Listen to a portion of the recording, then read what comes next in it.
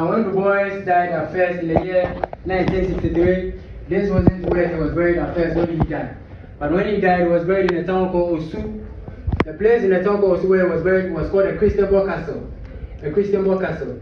Now, the reason why the tomb was moved here is because when he was buried at first, that side was full of security, and they weren't allowing anybody to go visit his tomb. So when President Wallace came in power, he then moved the tomb here in the year 1985. So this is where the boys is buried now. Now when you look on top of the boys' tomb, we have two vessels. And these two vessels you see here contain soil. Now the first vessel contains soil from his hometown, Massachusetts. And the second one is also from the grave of the first wife and 2 children. So the boys actually buried the first wife and 2 children before coming to Ghana with the second wife, Shirley Graham. Now the reason he brought this particular soil with him is of the same copy. Now the title of this book is called In Battle for Peace. Now, the boys was giving this book out for free to anybody that came to visit him during his stay here in Ghana. So if you guys had come earlier on whilst he was alive, you would have gotten one of these for free, and it would have been personally given to you by Du Bois himself. But he is no more, so we are not giving that out. I'm sorry about that. So in total, Du Bois published about 1,975 books. 1,975 books are books that he published in total. Now, also these books are some of the books Du Bois wrote, and we have this book in stock. So in case you are done with the show and want to purchase any of this book, we have them available at the reception for purchase. We say we have a little puzzle here I want you to help me solve. We say we have Du Bois' name in the curtains, and I want you to help me identify Du Bois' name in the curtains. But when we look on this map, we have Ghana all the way here. Now we black people always refer to ourselves as kings and queens. It's not by coincidence, because it was a reality.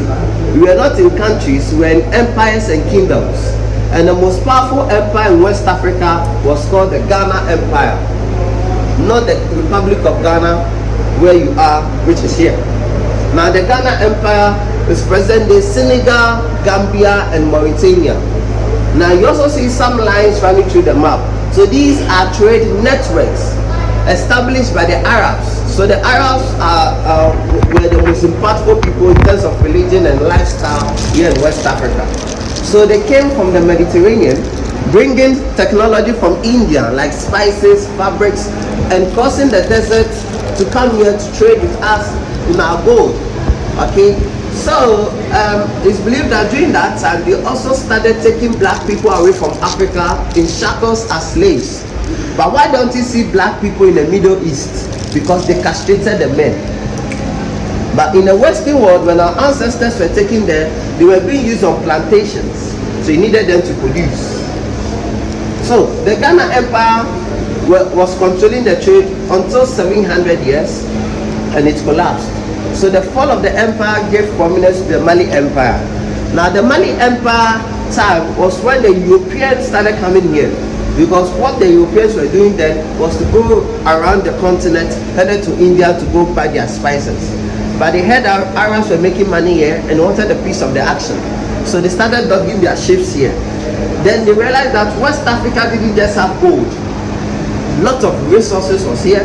So in their language, the people from Portugal call this place Costa de Mina, coast of mines.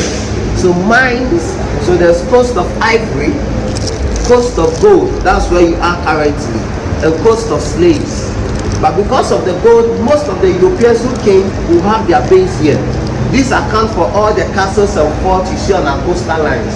Now these castles and forts were converted into slave dungeons when, they say Columbus discovered America. So that's it. Now when slavery was over, these people became colonizers, and that's why my name is Larry and I'm speaking English now. Now since March 1957, we were finally independent. We were the first black African state to achieve this. We didn't like the name Gold Coast to be the name of our country. We wanted something African, so we adopted the name Ghana. And the meaning of Ghana is warrior king. So on today's African map, we have the Republic of Ghana here, that's where you are, but the name has its origin from a place that is